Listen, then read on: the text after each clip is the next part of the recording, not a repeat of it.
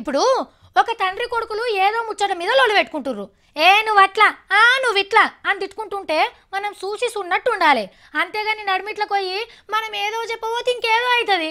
ఏంది భయ్య నువ్వు మేము అనుకుంటాం కూడుంటాం, నడిమిట్లా నీకేం అక్కరా, మా ఇంటి శుద్ధులు నీకేం అవసరం అయ్యా అని ఇద్దరు మనల్ని 4 జోబిడ్స్ పెడతారు. ఎందుకంటే రక్త సంబంధం అసలు ఉంటుంది. మరి గీ ఇంత ముచ్చట తెలవక గీ సారు చూడుండ్రి ఎట్లా ఆగమైండో. గీ సారు పేరు అమర్ సింగ్.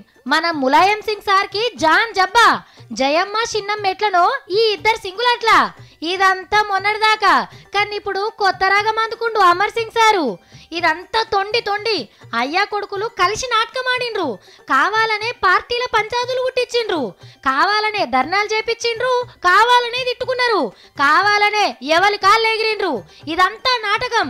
కొడుకును మళ్ళా సీఎంని చేస్తేందుకే ములాయం సింగే డ్రామా ఆడిపించిండని ఎవ్వరికి తెలియని గొప్ప సీక్రెట్ దొరికించుకున్నా అని వాళ్ళకిండు. నిన్న సర్కార్ మీద వ్యతిరేకతను మత్పరిస్తేందుకు గీ డ్రామా ఆడిండ్రని చెప్పుకొచ్చిండు అమర్ సింగ్ సారు. ఇంట్లో ముచ్చట ఊరంతా తెలిసినాక నాయనకు తెలిసినట్టు గా డ్రామా సంగతి ఇప్పుడు గుర్తుపట్టిండు గీ సారు. తండ్రి కొడుకుల నడుమ పంచాది పుట్టిందని పుకార్లు వచ్చినప్పుడే అర్థమైంది మనకు ఆస్కార్ అవార్డు వచ్చే లెవెల్లో యాక్టింగ్ వాళ్ళకి వస్తున్నారని. లేకుంటేంది కొడుకును కాదని తమ్ముని దగ్గరికి తీస్తాడా ఏ నాయనైనా?